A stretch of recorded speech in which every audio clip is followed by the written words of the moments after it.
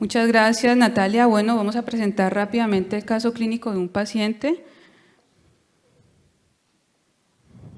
Nuestro paciente es un hombre de 19 años de edad que consulta porque tiene 20 horas de evolución de dolor abdominal, náuseas y emesis después de que ingiere un arroz con pollo. El paciente 5 horas más o menos después de haber ingerido y aparecer los primeros síntomas comienza a presentar debilidad, mialgias intensas, dolor en el pecho, disnea, cefalea, rigidez nucal y visión borrosa, y percibe que hay unas lesiones purpúricas y una decoloración en su piel. Como antecedentes, es ansioso y depresivo y durante su niñez tuvo episodios recurrentes de otitis. Consume cigarrillo y ocasionalmente consume marihuana, vive con su madre y su hermano, tiene 3 gaticos, hace poco se fue de paseo a la playa, su madre es hipotiroidea, su padre tiene una enfermedad coronaria y su hermano tuvo una meningitis en la infancia. Ingresa a urgencias con una temperatura de 37.4 grados, una frecuencia de 147 latidos por minuto, una presión arterial de 154-124 con una presión de pulso de 30 milímetros de mercurio, con una frecuencia respiratoria de 24, un FiO2 de 0,21 con lo que satura 97%. Se le ven regulares condiciones, con las mucosas secas, taquicárdico, con unos ruidos pulmonares conservados, sin agregados, sus pulsos están normales, su piel es seca, caliente, pero está moteada y tiene un tiempo llenado capilar de 4 segundos. Está ansioso, está alerta, no tiene ningún compromiso de su estado de conciencia y durante el examen tiene un episodio de emesis de un material bilioso. El manejo inicial es que le toman paraclínicos, incluidos cultivos, le administran ondansetron, le colocan 2 gramos de ceftriaxona y le colocan un bolo de 2 litros de solución salina normal. La primera pregunta, entonces, para nuestros profesores es: ¿qué es lo más llamativo de este caso clínico, doctores, desde su área de experticia?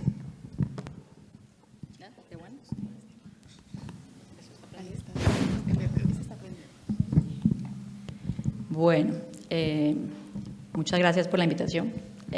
Yo creo que lo más llamativo de este paciente es que es un paciente joven, sin ningún antecedente o factores de riesgo, que hace un cuadro muy rápido de evolución y llega con un compromiso sistémico muy importante, está taquicárdico, taquipneico, moteado, está hipoperfundido y tras de eso pues tiene un rash purpúrico que llama muchísimo la atención. Y que lo va enfocando a uno como en el diagnóstico rápido en urgencias o lo que nosotros pensaríamos inicialmente que pudiera ser pues una sepsis inicial con un grado de compromiso importante. No sé. Creo que quizás el punto más interesante del caso es ver cómo un paciente con presión normal todavía está en shock. Sí, una de las cosas más discutibles, ¿cierto? Hoy en día sigue siendo cómo definir shock séptico, por ejemplo, ¿sí? Y todo el mundo piensa que shock es un estado donde hay hipotensión y la hipotensión sea necesaria o es necesaria para la definición. Pero bien, desde el punto de vista pragmático o por definición operacional y epidemiológica y de acuerdo a sepsis 3, uno está en shock cuando tiene presión arterial sistólica baja, cuando tiene menos de 90, cuando tiene menos de 60 de media y cuando además tiene necesidad de vasopresor y tiene además lactato elevado.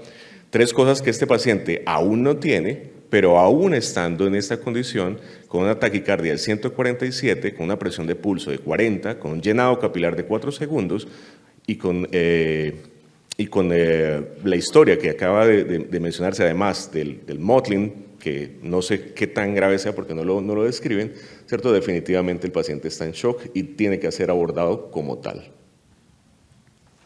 Doctor Moncada, ¿cuánto puedo hablar? ¿10 segundos o no? Cuéntamelos pues. Entonces, me parece muy interesante la dinámica de tener 3 especialidades porque cada uno va a hablar desde su perspectiva. Lo que tiene que quedar más claro de este caso clínico es que esto que le estás diciendo ahí en un paciente joven de 19 años con un deterioro clínico en menos de 11 horas, yo creo que es donde se basa el fundamento de los antibióticos en la primera hora de infección. Este es el caso clínico. Entonces, y yo voy a hacer como algo, voy a decir algo muy diferente a lo que dice el doctor Ospina, desde la perspectiva mía. Porque si hay que poner a un paciente un antibiótico, es a este paciente. Paciente joven, con deterioro progresivo rápido de todos sus parámetros vitales y con ese brote. Recordar que, y yo les voy a decir, pues el caso es de una vez, no se les olvide, esto es una bacteria, hay 3 bacterias que producen este brote. Neumococo lo puede producir en un porcentaje menor. Segundo, Capnocitofaga camnimorsus, no sé si ustedes saben, esplenectomías, pacientes cirróticos, te puede dar brotes purpúricos. ¿Y cuál es la tercera? Correcto. Entonces, los casos clínicos son para esto, para que reforzaría. Entonces, si ustedes ven un paciente con este deterioro de estas características, joven, piensen en meningococo, y en este orden de ideas, lo que dice el doctor Ospina, y aunque no tiene hipotensión, pues evidentemente es un paciente para comenzar tratamiento antibiótico inmediato, inminente. Sin embargo, no todo puede ser estos casos. No, realmente lo que vemos nosotros en la vida diaria no son estos casos clínicos tan dramáticos, porque esta presentación y esta patología, excepto en unas partes del mundo, no es tan frecuente. Es esporádico, además que sea epidémica. Pero el punto que les quiero decir es que siempre tiene que ir la valoración clínica para determinar que si el paciente está o no en un estado de hipoperfusión, un presepsis. Porque de lo contrario, ¿qué vamos a hacer? Todo paciente que llegue con más de frecuencia cardíaca de 90 o ligeramente polimnéico, vamos a incurrir en un exceso de antibiótico. Entonces, lo más importante es que para cada caso se requiere una valoración clínica inmediata y juiciosa, y no todo lo que brilla es oro. Gracias, doctor. Y aprovechando que mencionaron pues diferentes opciones diagnósticas, doctores, ¿cuál es la primera impresión diagnóstica así cuando les llega en ese escenario? Pues yo, como les decía, yo creo que el paciente tiene una sepsis, de entrada es una evolución muy rápida, en un paciente que está taquicárdico, con un CIRS ahí claro de florido. Tras de eso tiene un rash purpúrico que se llama mucho la atención, y además de todo pienso como Gustavo que el paciente no es solamente una sepsis, sino posiblemente un shock séptico, porque no necesito, la presión es súper llamativa, pero yo casi que le iba a decir, dele media horita, que de una se le va a caer. E inclusive si le ponemos la invasiva posiblemente ya esté hipotenso. Entonces no es pensar tan tarde en el shock séptico, el paciente está hipoperfundido de entrada, entonces es una sepsis. En la etiología de la sepsis, pues entonces ya el rash purpúrico nos va a dar un poquito más de dirección hacia la etiología, que como decía Pablo, pues hay varios gérmenes que pueden producir eso. Sí, de acuerdo. El otro punto aquí interesante es poner en duda acerca del examen físico, ¿no?, que nos mencionan. Una paciente que está moteado y con 4 segundos de llenado capilar no puede estar caliente, difícilmente, ¿cierto? Ahora, si tiene 154 de sistólica en ese momento, es una situación completamente transitoria, ¿cierto? Y es la hiperadrenergia la que lo está compensando. Como dice Virginia, dele media hora o menos para que cumpla la definición de shock. O sea, en mi opinión, el paciente desde el principio tiene un cuadro de shock. Aún no está vasodilatado porque todavía sus mecanismos adrenérgicos lo están compensando, pero sin lugar a dudas está en estado de shock. Y doctor Moncada, para cerrar. Gustavo fue profe mío, yo era R2 y yo le entregaba al doctor Ospina. No, siempre, totalmente, o sea, de acuerdo, y énfasis. Si hay un paciente que hay que correr a atención médica, soporte vital, a obtener cultivos y a poner antibiótico, es este paciente. Yo creo que este es el pilar del antibiótico en la primera hora. Este tipo de pacientes con esta presentación tan aguda. Desafortunadamente para el auditorio y para nosotros los médicos, 80 a 70% de los pacientes con sepsis por meningococo presentan el rash purpúrico. O sea que no todo paciente con meningococcemia tiene rash purpúrico.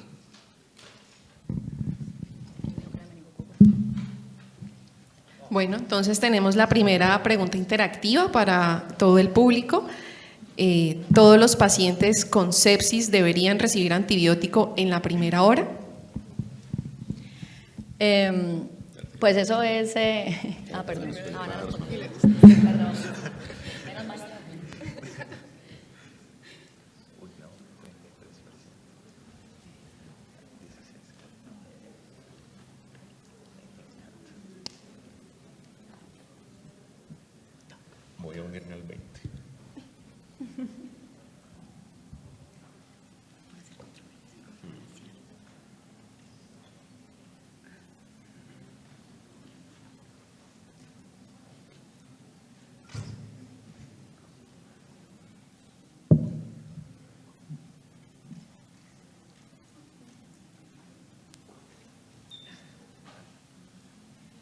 Bueno, ya tenemos una participación importante. Queremos preguntarle entonces a los profes qué opinan de esto.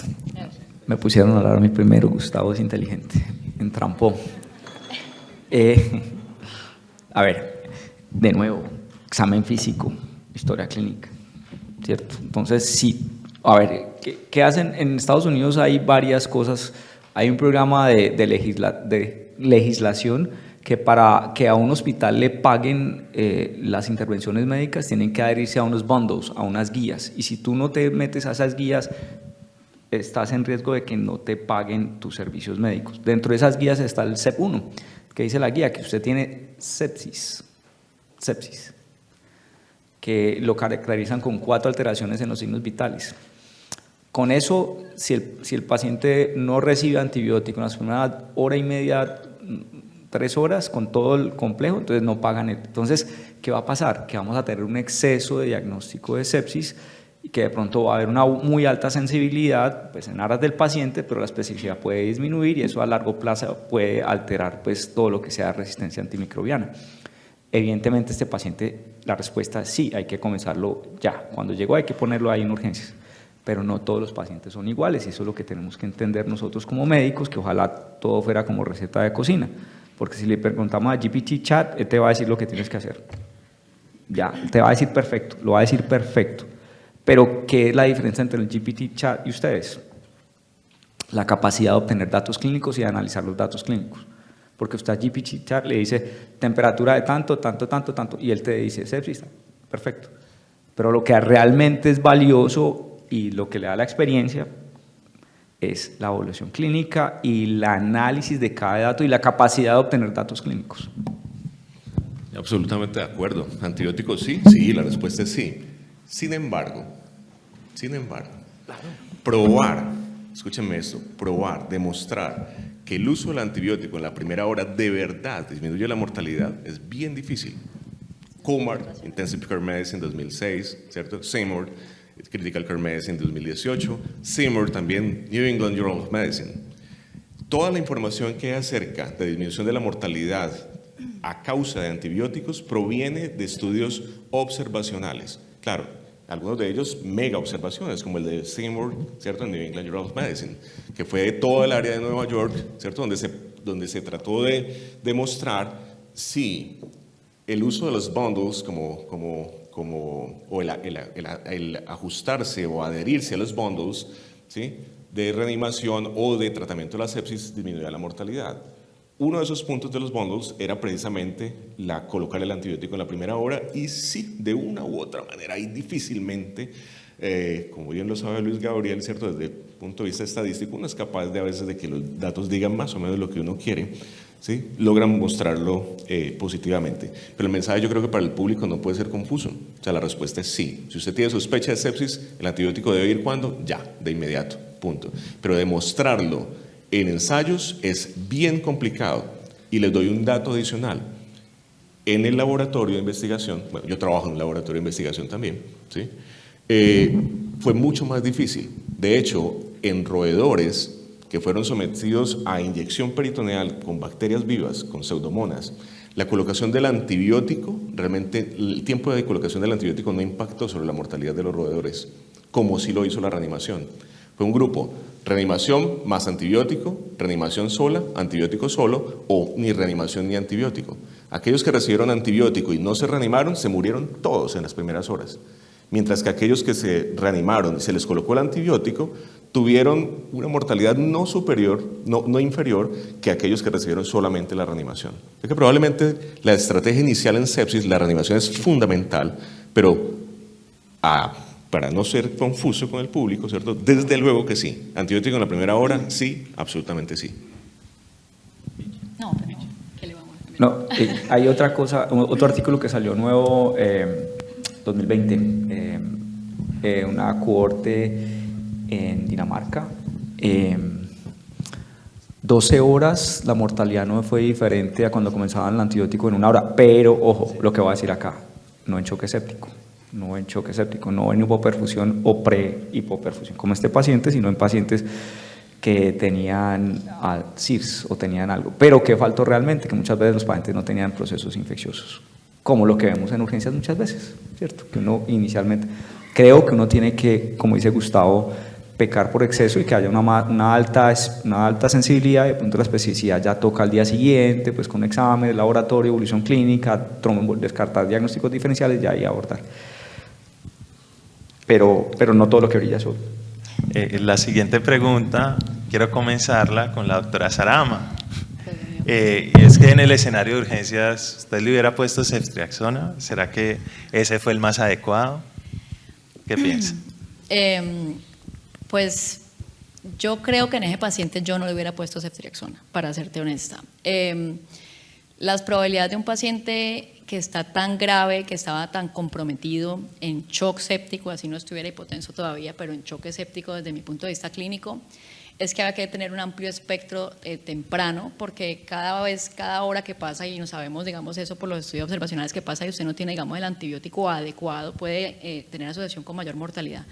Entonces, los gérmenes que pueden producir eso, pues sí, está el meningococo, está el estreptococo, pero también hay estafilococo y también está algunos gram negativos, muy rara vez, pero yo no tengo el chance de equivocarme, porque está ahí en urgencias y no me puedo equivocar. Entonces yo creo que yo hubiera empezado con un más amplio espectro, hubiera utilizado probablemente banco CF, banco tazo, no sé, con púrpura, tazo sin, pero sí le hubiera ampliado el espectro y más bien después, a medida que ya tengo los hemocultivos o tengo el film array, como de pronto vamos a hablar más tarde, me descalo, pero no hubiera arrancado solo con Ceftri. El infectólogo. No, yo por el contrario, yo sí creo que ceftriaxona estuvo bien, pero sí coincido con Virginia que en este caso específico yo no hubiera dejado de cubrir gram positivos. ¿Sí? Claro, la posibilidad de que si yo tengo un rash purpúrico en un paciente que se deteriora tan rápidamente, sea un meningococo es muy alto, ¿no? Es muy alto. Pero si a mí me dicen además que el tipo tiene algo de deterioro del estado de conciencia y aún no está hipotenso, o sea, claramente yo debería darle tratamiento incluso cubriendo el cerebro y adelantándome de entrada, ¿cierto? Con un antibiótico con antibióticos que tengan cobertura y que tengan penetrancia al cerebro.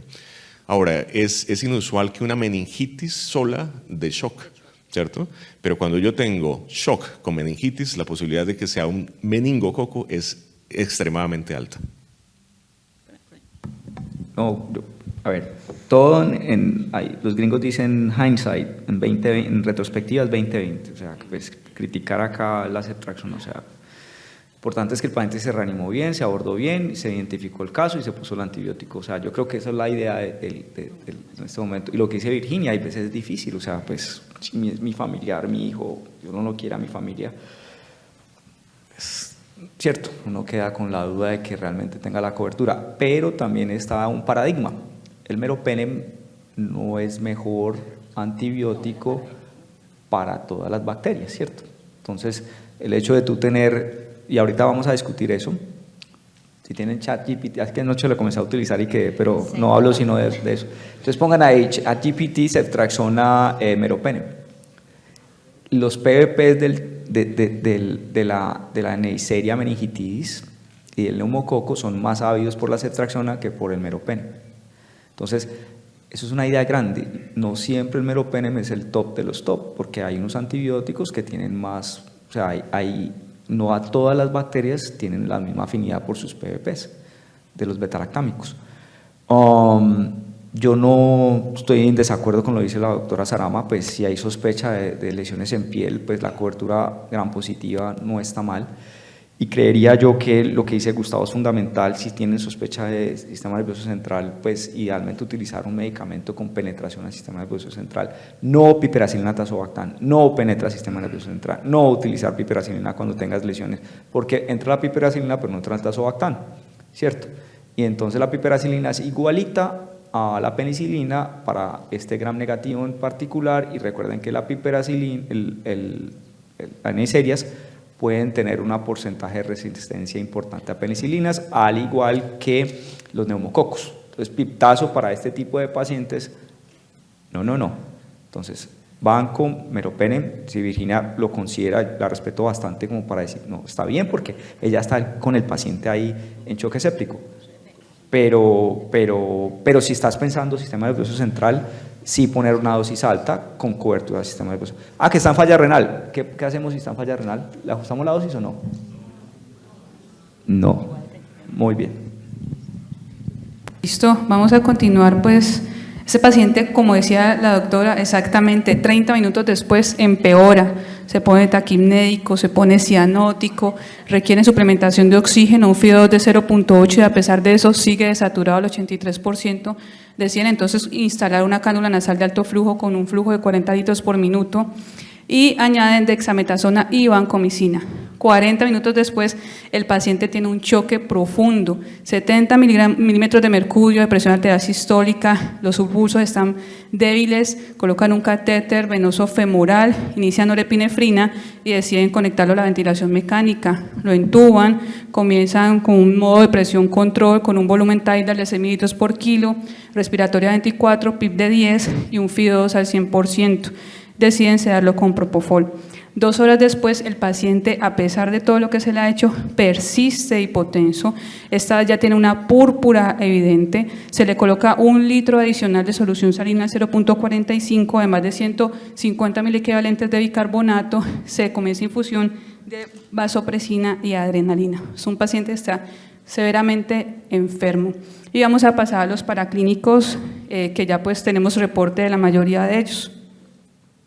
Tenemos un hemograma que tiene 7.930 leucocitos con 4.500 neutrófilos, unos linfocitos de 420, eosinófilos de 206, basófilos de 75, con 761 bandas, que vienen siendo aproximadamente el 10% de los leucocitos.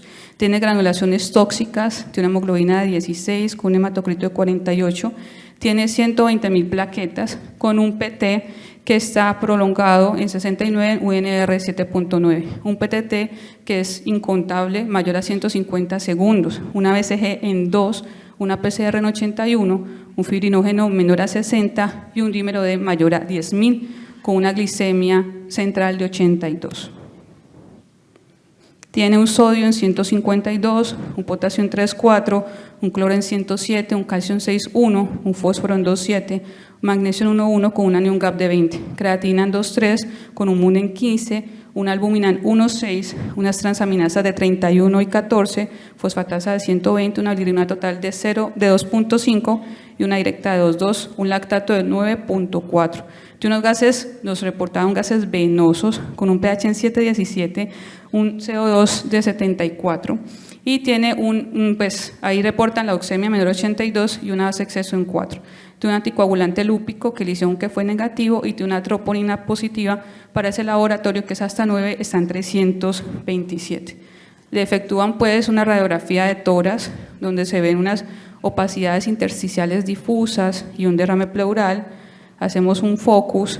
En este focus lo que podemos ver rápidamente es que el paciente tiene una disfunción moderada de su ventrículo izquierdo con una fracción de eyección que está al 35% y una alteración de la movilidad septal, y su ventrículo derecho tiene una disfunción leve a moderada sin efusión pericárdica. Entonces, les acabo de dar muchos datos, ¿sí? Nos seguimos devolviendo tranquilos, pero esta es la siguiente pregunta, Natalia. Listo, la segunda pregunta para nuestro auditorio es: ¿qué opina de la reanimación inicial de este paciente? ¿Si fue adecuada o inadecuada? Yo comienzo. Ya se salió del mundo de la infectología. Profe, pero démosle un momentico a los… Ya se salió del mundo de la infectología, yo creo que siguen acá.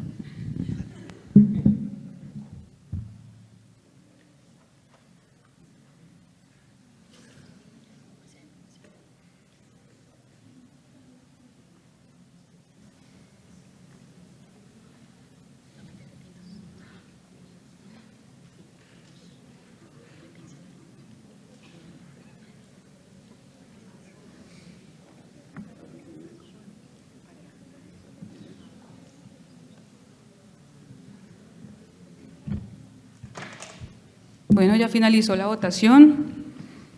Esperamos los comentarios de los profes. Doctor Ospina. 56 inadecuada, 44 adecuada. Está bien dividida, ¿no? Bueno, me voy a colocar en el lado inadecuado. A Pablo le toca el adecuado. Ok, muy bien.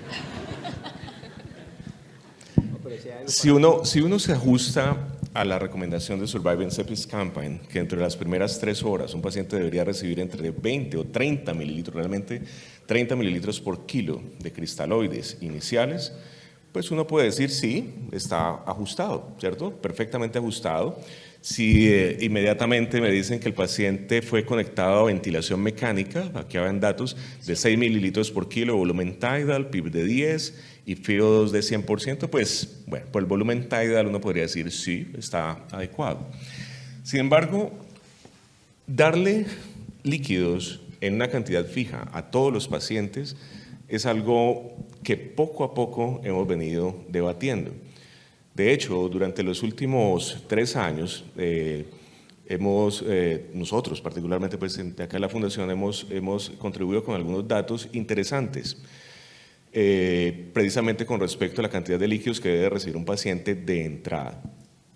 Cuando un paciente tiene hipovolemia evidente, llámese tiene vómito, tuvo pérdidas gastrointestinales importantes, tiene una sepsis de origen abdominal, tiene una peritonitis, ¿cierto? O sea, pérdidas de líquido evidentes, pues creo que no hay ninguna discusión, ¿cierto? Acerca de que hay que comenzar líquidos. Sin embargo, en otros tipos de sepsis, como tipo pulmonar, urinaria, o algunas que son enteramente bacteriémicas, esta posición de darle 20 mililitros por kilo a todo el mundo o 30 mililitros por kilo a todo el mundo creo que es completamente inapropiada, ¿sí? One size fits all. O sea, eso no tiene sentido. El zapato de la misma talla para todo el mundo no tiene sentido. En un estudio retrospectivo corrido de datos nuestros años atrás, mostrábamos cómo a algunos pacientes les dábamos vasopresores o teníamos la sensación de que darles vasopresores de inmediato cuando había hipotensión podría ser una estrategia razonable, colocar el vasopresor, mejorar la presión y comenzar a partir de ese momento a colocar bolos de reanimación. Pues bien, este estudio fue publicado en Critical Care hace un par de años, o justo antes de la pandemia creo yo, ya no recuerdo en qué año fue, 2019 tal vez, 2019, que mostraba que aquellos pacientes que recibieron vasopresor y líquidos simultáneamente o incluso que el vasopresor precedió en algún momento el inicio de los líquidos, tuvieron una sobrevida muchísimo mayor. Ahora, estos son datos retrospectivos, ¿cierto? No pueden ser utilizados más que para generar hipótesis. Generando hipótesis, precisamente, recientemente terminamos un estudio en el laboratorio translacional donde mostramos que efectivamente colocar un vasopresor de inmediato tiene beneficios incluso sobre la microcirculación esplácnica, sobre la microcirculación intestinal. Entonces, si a mí hoy por hoy me preguntan que todo paciente con sepsis debe recibir 20 cc por kilo o 30 cc por kilo fijos, la respuesta es no, ¿sí? Si ustedes me preguntan que todos los pacientes deberían colocarle vasopresor solo sin líquidos, también la respuesta es no. Si ustedes me dicen vasopresor y líquidos simultáneos, probablemente sea la mejor respuesta. Y el otro punto, como la pregunta se refiere a reanimación, ¿sí? Es inusual que nosotros utilicemos adrenalina como primer vasopresor, ¿sí? En este caso aquí mencionan adrenalina y vasopresina. Es inusual, de hecho después del SWAP Study de New England Journal of Medicine de 2010, nosotros el primer vasopresor siempre es norepinefrina, ¿cierto? Porque la norepinefrina tiene poder vasoconstrictor y además tiene algo de poder inotrópico, ¿sí? Y demostró ser superior a dopamina, ¿sí? Es inusual. Un punto interesante, 2 puntos interesantes adicionales serían que este paciente tenía 9.4 de lactato con un base exceso de solamente menos 4.7. O sea, yo les diría por adelantado que tienen un efecto de hiperlactatemia inducida por la misma adrenalina. Entonces, redondeando, ¿estoy de acuerdo con esta reanimación? No estoy convencido. Y el otro punto en el que no estoy cero convencido, ¿cierto?, es que en ninguna parte mencionan la presión arterial diastólica. Desafortunadamente, todos los conceptos de shock hemorrágico, taponamiento, cardiogénico y séptico mencionan la presión arterial sistólica, mencionan la presión arterial media, pero nadie menciona la presión arterial diastólica.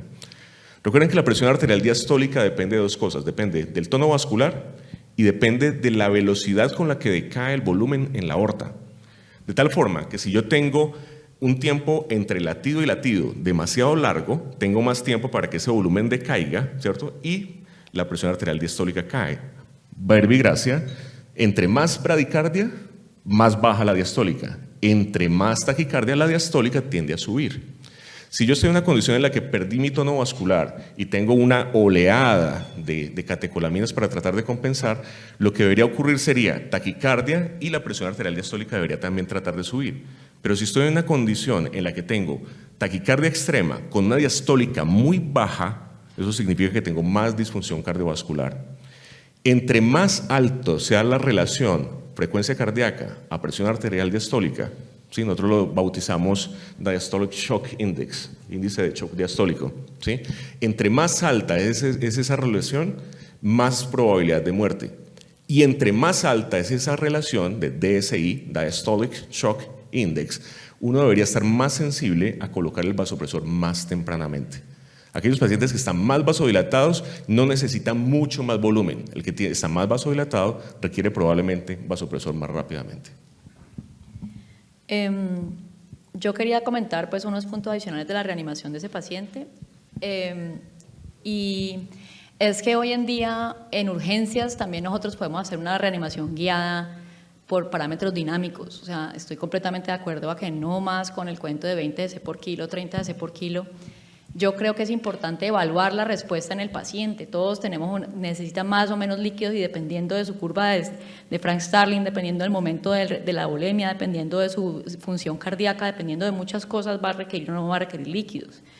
Entonces, lo primero es que no vemos en ninguna parte si hubo alguna prueba dinámica de respuesta a volumen, que creo que hoy en día es un estándar en la reanimación de sepsis. Segundo, yo hubiera hecho ese focus mucho antes. Hubiéramos hecho el eco de entrada, que ahorita me imagino que discutiremos eso, porque pues, me ayuda. Hay pacientes que pueden tener obstrucción dinámica del tracto de salida y al revés se benefician de pronto más líquidos y no de inotrópico, o de empezar inotrópico temprano si el paciente tiene disfunción ventricular y está con bajo gasto y baja perfusión. Entonces, dejarlo es como una parte esencial del examen físico hoy en día, entonces yo claramente lo hubiera empezado mucho antes. Lo otro es que no, es una costumbre, creo que muy en Estados Unidos, de poner el catéter central femoral y pues tampoco les ayuda después para poder monitorizar la reanimación con un gap de CO2, con un delta, saturación venosa de oxígeno. Entonces, pues había varias cosas que digamos se podían optimizar de esa reanimación. Entonces, ese era mi comentario. Doctor Moncada. Alejandra, yo creo que al eco de una, ¿no? ¿Cierto? No, mentira, perdón, Pablo. No, ya no hay tiempo. Pero, sin duda, pero seriamente, ¿cierto? Un paciente que llega en shock a urgencias requiere un eco de inmediato. De inmediato es de inmediato. O sea, entre más rápido tengan ustedes la información del eco, seguramente van a tener mejores elementos para proceder. Creo que esta pregunta pues ya la ha respondido.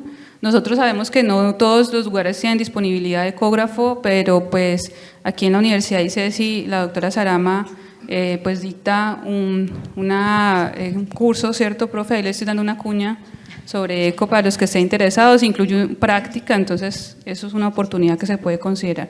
Pasamos a la siguiente pregunta, porfa.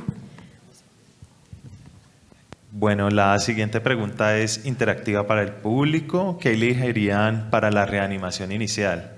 Altas dosis de líquidos intravenosos sin vasopresor, altas dosis de líquidos intravenosos con vasopresor, vasopresor sin líquidos o líquidos de mantenimiento.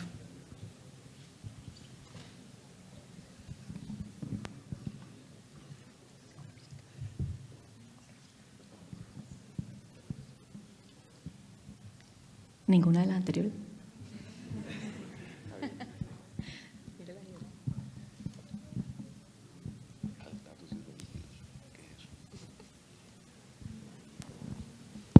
Creo que el profe Ospina ya nos había dado una pistica por ahí antes.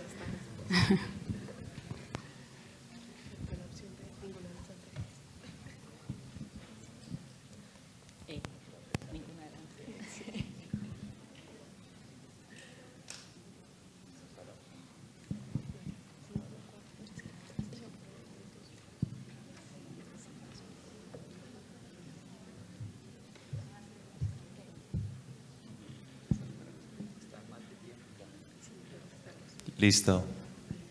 Doctor Ospina. No, creo que ya lo hemos discutido, ¿cierto? No todos los pacientes requieren tantos líquidos, probablemente unos van a requerir más que otros. Los que están más vasodilatados probablemente requieren un vasopresor más temprano. O sea, sí, o sea, no esperar a tener que pasar los 30 cc por kilo fijos. No. El vasopresor puede ir mucho más temprano. No entiendo qué es alta dosis de líquidos sin vasopresor. O sea, definitivamente creo que la reanimación de Aquaman ya pasó. ¿Sí? Yo confieso, fui también parte de los, sí, claro, fui delincuente durante mi juventud, pero altas dosis de líquidos definitivamente no, y cada paciente debería recibir de acuerdo a su macrohemodinámica o a las señales macrohemodinámicas. ¿Puedo hacer una cuña, Alejandra? ¿Sí? Precisamente con respecto a las señales macrohemodinámicas, tenemos corriendo un mega ensayo clínico controlado, un RCT multicéntrico, se llama Andrómeda 2, es un ensayo clínico controlado que diseñamos desde la Fundación, bueno, en conjunto con la Fundación, la Universidad Pontificia Católica de Chile y el Hospital Erasmus en Rotterdam, y estamos dirigiendo a nivel mundial, ¿cierto? Estamos colectando pacientes con shock séptico y la estrategia, aleatorizando a los pacientes a una estrategia de reanimación guiada por parámetros clínicos y buscando fenotipos macrohemodinámicos, llámese presión de pulso, presión arterial diastólica, etcétera, en un algoritmo versus el cuidado usual. En 2 años más vamos a tener seguramente resultados. Ya llevamos 430 pacientes, pasamos por el primer análisis interino, o sea, sobrevivimos al interino, al primero, o sea que vamos todavía colectando y probablemente en un par de años tendremos datos precisamente acerca de esto, acerca de por qué no a todo el mundo hacerle exactamente lo mismo, sino que a cada paciente con shock séptico adaptar la reanimación de acuerdo a sus necesidades macrohemodinámicas. Y una cosita adicional para el auditorio, o sea, recuerden que el paciente cuando llega, pues uno empieza los líquidos, pero si un paciente llega con una presión diastólica muy bajita, no esperen a ponerle más líquidos, o sea, de entrada norepinefrina con la presión diastólica muy bajita, y muy bajita puede ser, no sé, no debe haber un límite, pero por debajo de 40, 45 milímetros de mercurio, arranquen vasopresor simultáneamente con los líquidos. Eso era. Alejandra, ¿y qué pasó con el caso? Pues, Bueno, yo creo que esa respuesta ya la tenemos, ¿cierto? Los profes han hablado de ella.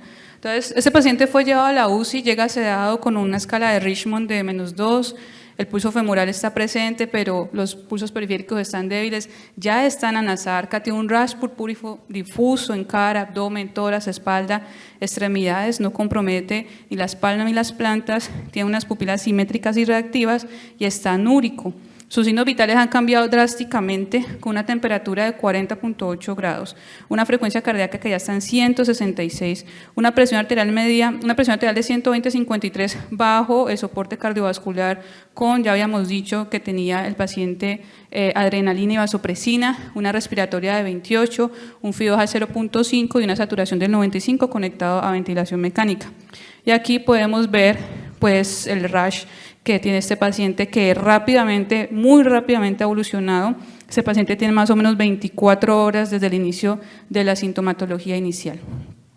Se coloca en ventilación protectiva, como está anúrico, recuerden que tiene una creatina 1,3 y un BUN de 15, deciden iniciar soporte dialítico, escogen una modalidad de hemofiltración venovenosa continua y ya tenemos un reporte de que el paciente tiene a las 11 horas un crecimiento de una Neisseria meningitidis en sangre. Se continúa con la ceftriaxona, deciden suspender la vancomicina, puesto que tenía un fibrinógeno muy bajo, transfunden 20 mililitros por kilo de plasma, colocan calcio, recordemos que tenía un calcio en 6.9 con una albúmina en 1.6 e inician anticoagulación terapéutica. El paciente, esto es una evolución un poco más extensa, hay disminución progresiva del soporte cardiovascular, al 6º día es posible quitarlos, se suspende la sedación, le hace una troponina de control que todavía sigue alto, le repiten el ecocardiograma, la fracción ya está en 51, estaba en 35, pero el paciente desarrolla al 6º día un bloqueo AB y requiere la colocación de un marcapasos transvenoso transitorio durante 5 días. Finalmente, al día 15 es posible liberarlo de la ventilación mecánica y esta vez se encuentra que tiene una necrosis muy importante de los dedos de las manos y los pies. Al paciente es necesario hacerle amputaciones de varias de sus extremidades. Finalmente egresa de la UCI casi un mes después de haber ingresado a la unidad, sigue dependiente de la diálisis. Bueno, entonces a nuestros panelistas les preguntamos, esteroides en choque séptico, a veces, siempre, nunca.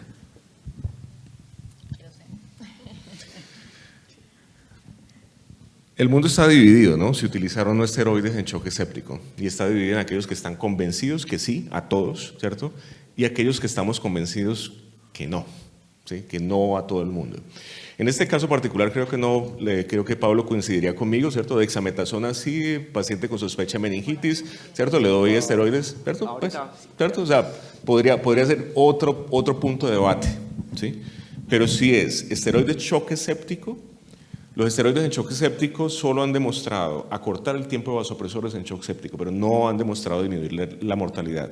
Solo 2 ensayos de Gilali Anand, el grupo francés, que mostraron que en 2002 que el uso de esteroides en el subgrupo de pacientes que se les hacía pruebas de estimulación con ACTH y que el cortisol no se elevaba menos de 9 nanogramos por mililitro, ¿cierto? Aquellos que se consideraban respondedores a esteroides y que se les colocó tuvieron menor mortalidad. Pero desgraciadamente, pues esto es un subanálisis dentro del mismo ensayo. Y años después, Anand también volvió a mostrar una aparente disminución de la mortalidad limítrofe, ¿cierto?, en pacientes con choque séptico. Sin embargo, la información grande, metaanálisis, ¿sí?, muestran que la colocación de esteroides disminuye el tiempo de vasopresor, pero no la mortalidad. Ahora, si ustedes me dicen si en algunos pacientes o algunas poblaciones específicas los esteroides pueden ser peligrosos, sí. Yo personalmente creo que un paciente con shock séptico, con sepsis de origen abdominal, no debería recibir nunca esteroides a menos que sea algo muy específico, contrario a lo que pasa, como por ejemplo, con las neumonías. De hecho, en un estudio ya viejito del New England Journal of Medicine, que salió hace 4 días, hace 3 días, ya viejito, ¿no? Tienen que leer todos los días. Muestra que el uso de dosis pequeñas de esteroides, ¿cierto?, conduce, por lo menos en este grupo de pacientes que no eran choque séptico, a una disminución de la mortalidad total. Solo que en este estudio pues solamente 15 o 18%, creo que era 18 o 20%, no más que eso, eran choque séptico, pero igual. O sea, ¿controversia hay? Sí. En mi opinión, para todos de forma generalizada la respuesta es no, ¿cierto? Y mi opinión es taxativa, porque disminuir 18 horas o 12 horas de vasopresor, en mi opinión, no es de gran impacto clínico.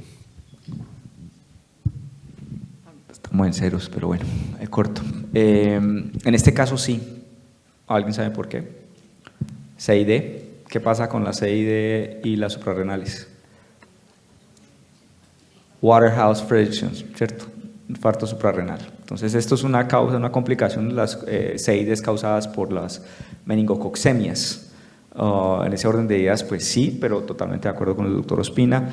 El esteroide y a mí me gusta porque es que, o sea, de nuevo, cada paciente tiene sus indicaciones. Muchas veces lo que hay que entender es que las enfermedades infecciosas no es únicamente el germen causando la infección, sino la respuesta, como en estos casos de meningococcemia, de una respuesta de inmunidad innata inapropiada. Entonces, y no estoy hablando de este caso, sino lo que vimos en COVID. Entonces, el esteroide tiene unas indicaciones con antibióticos, con enfermedades infecciosas que en algunas veces puede servir, otras veces puede no ser tan útil. Este caso en particular sí necesitaba. En lo referente a meningitis, recordar que la meningitis, la dexametasona, está indicada, los estudios se han hecho primordialmente en neumococo. Entonces, en meningococo y Haemophilus influenza, realmente la evidencia no es tan fuerte. Hay mucho más para hablar, estamos cortos de tiempo. Vamos a pasar con la siguiente pregunta, que yo creo que en este caso, cuando pasemos a los panelistas, la puede responder inicialmente el profe Moncada. Cortico, Alejandra, fácil. Entonces, pruebas moleculares, ¿para qué sirven?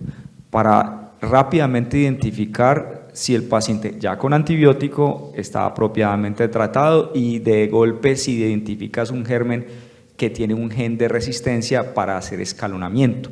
Sin embargo, en pacientes tan críticos con film array positivo, pues usted no va a desescalar esperando el resultado fenotípico, porque realmente las bacterias, los primers son específicos para genes que dan resistencia, y no quiere decir que esa bacteria que se aísla ahí no tenga otro gen que le pueda conferir resistencia. El film array en este tipo de pacientes es muy válido, pero yo creo que lo que ya sabíamos desde el principio del caso clínico era que tenía una meningococcemia muy probablemente. Vamos al diagnóstico. Ok, entonces vamos a, por fenómenos, pues ya cosas de tiempo, pues como muy bien lo dijeron nuestros profesores desde el inicio, con datos muy sencillos que le ofrecimos a ellos y al auditorio. Ese paciente estaba cursando con una púrpura fulminans meningocóxica. ¿Algún comentario final, doctor? El meningococo es muy interesante. 10% de las personas que están acá sentadas tienen el meningococo en la garganta. 1% de las personas portadoras, 1% de las personas portadoras desarrollan infección. Hay 3 tipos de infecciones: meningococcemia, meningitis y neumonía, que no es tan frecuente. Es frecuente en ustedes, gente joven, y hay que tener especial cuidado con personas inmunosuprimidas por inmunidad tipo complemento. Entonces, todo lo que ataque el complejo de ataque membrana, como qué medicamento que se utiliza en este momento para hemoglobina paroxística nocturna, eculizumab, tiene altísimo riesgo de meningococo. Entonces, no es únicamente el adolescente como este caso. El caso, pues de pronto ustedes no lo tuvieron, pero él fumaba cannabis y fumaba cigarrillo. Y hay asociación entre este tipo de infecciones, porque aparentemente el germen que puede estar en la garganta puede invadir más fácilmente, entonces no se lo olvides. Y estar pendientes que cualquier persona, por joven que luzca y bien que se vea, puede tener una inmunodeficiencia tipo VIH, que los pacientes tienen mayor riesgo, o que pueden tener alteraciones del complemento o una inmunodeficiencia común variable que se está comenzando a ver más. Entonces, es como tenerlo presente. Hay pacientes que deben de tener vacunación contra meningococo, y hay una cepa de meningococo, que es la meningococo B, que tiene una particularidad en su polisacárido que no induce una buena respuesta inmunitaria, y por ende las vacunas no son tan buenas. Excelente, yo les recuerdo ahí rápidamente, mi muy pequeño aporte es que ese paciente nos habían dicho que tenía infecciones en los oídos y cuando era niño, entonces esto nos puede indicar que el paciente pueda tener un déficit del complemento. Profe Ospina, lo voy pensando, profe, yo conozco esa cara. No, yo me uno a la posición de Pablo. Yo creo que la obtención de muestras moleculares ha revolucionado, ¿no?, nuestra práctica. El hecho de poder adelantarnos muchísimas horas o a veces incluso hasta un par de días acerca de gérmenes que de pronto no están en el radar, o resistencias anticipadas, creo que han hecho que la práctica y el uso de antibióticos sea más razonable. Tengo yo esa percepción. Por acá Natalia me preguntaba que si este paciente lo habían amputado que porque los vasopresores estaban muy altos. Esa pregunta, claro, es la pregunta que todo el mundo tiene, ¿cierto? Esa angustia, ¿cierto? Que el vasopresor está muy alto, entonces no, se le va a morir los dedos. La respuesta es sí y no. Si ustedes recuerdan los exámenes que mostraba este señor, tiene una CID y tiene una CID severísima, tiene un TP de 60 segundos, un INR elevadísimo, incluso ya el TTPA estaba muy prolongado, las plaquetas estaban en 12.000, ¿sí? Y tiene un fibrinógeno por debajo de 60. O sea, esto es un fenómeno, ¿sí?, de coagulación intravascular diseminada severísimo, pero severísimo. Las lesiones que mostraban en la piel, ¿sí?, esas lesiones purpúricas son lesiones de oclusión microcirculatoria. Así como ocurre la oclusión microcirculatoria en la piel, ocurre también en la parte más distal, en los dedos. Ahí hay meningococo. Entonces, cuando toman cultivos de ahí, porque el meningococo está agregado al lumen de los vasos y está generando toda esa agregación de toda la cascada de la coagulación, entonces se conoce como una coagulopatía de consumo. y es el meningococo a 10 a la 5, 10 a la 6 en la sangre, interactuando aberrantemente con el sistema inmunológico, respuesta innata. De hecho, precisamente a la pregunta de si el vasopresor le quemó los dedos, la respuesta es improbable en este caso. Es improbable, es coagulopatía intravascular diseminada probablemente. Pues, es un caso de púrpura fulminans inducida por un meningococo. Lo mismo que le pasó al paciente, lo de la necrosis de las suprarrenales, entonces hay infartos porque hay coágulos, entonces se necrosan las suprarrenales, el paciente requiere esteroides, y también lo que estaba diciendo Alejandra de los bloqueos. Recuerde que el bloqueo, simplemente porque hay y por eso es que la troponina estaba por allá arriba, porque hay... Pablo había hilado súper fino, ¿cierto? Con la necrosis de las suprarrenales, y es posible, es perfectamente posible. Sin embargo, quien atendió el caso seguramente no hiló tan fino porque le colocó dexametasona y no hidrocortisona. Exacto. La dexametasona no tiene poder Sí. mineralocorticoide y en ese sentido en choque séptico podría Pensó en el ser cerebro, de pensó en el menos... cerebro. Pensó en el cerebro, probablemente, perdón. Pusieron en este caso, y yo le dije, estuvo una dosis de ceftriaxona y estuvo como 5 días con piptazo hasta que no tuvieron el resultado fenotípico. Entonces realmente recuerden que la piperacilina es análogo a la penicilina y puede haber resistencia. Entonces no estoy diciendo que el paciente, porque finalmente los meningococos en esa parte del mundo donde estuvo el caso son relativamente sensibles, pero ya en el último cuentico que les he hecho, África subsahariana, hay mucho viento por los alisios, entonces allá hay una temporada de resequedad intensa. Las micropartículas de las personas que tienen el meningococo se difunden más fácil en el ambiente y hay unos picos de meningococo altísimos cada 10 o 12 años cuando hay mutaciones en esto, y ahí sí se ve más resistencia en el meningococo. Es más sensible acá en Colombia. Doctora Sarama, para cerrar. Bueno, conclusiones. En los pacientes que tengan estas manifestaciones tempranas de sepsis y choque séptico, no esperen que la presión arterial esté por el piso para empezar los vasopresores ni para clasificarlo como un shock séptico. Ese paciente entró con shock séptico. Es tener una reanimación agresiva con antibióticos tempranos y una reanimación agresiva guiada por parámetros dinámicos e individualizada. Siempre tomar los cultivos de todo, y ojalá si tenemos un film array también nos hubiera ayudado. Creo que en este caso, como al otro día, tuvieron el meningococo. El cultivo fue positivo, pero era un hospital de afuera, entonces siempre tiene que haber comunicación con hospitales de afuera cuando pacientes llegan tan malos. Y el trabajo, por ejemplo, aquí en equipo que hacemos entre todos con urgencias, unidad de cuidado intensivo, infectología, siempre le va a mejorar al paciente. La hora de infectología de oficina, la de ellos es 24/7, entonces pues yo me extraigo un poquito de esto y me hago el ladito. Bueno, muchísimas gracias, doctores. Siempre...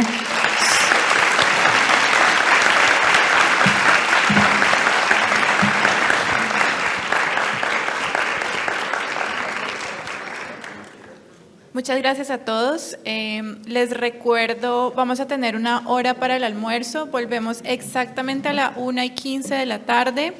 Están invitados todos los ponentes, todos los doctores y docentes que nos han acompañado en el Congreso. Y vamos a empezar en la tarde con una charla de dislipidemias a cargo del doctor Gilberto Castillo, cardiólogo de Centro Médico Imbanaco, entre otras charlas. Muchas gracias.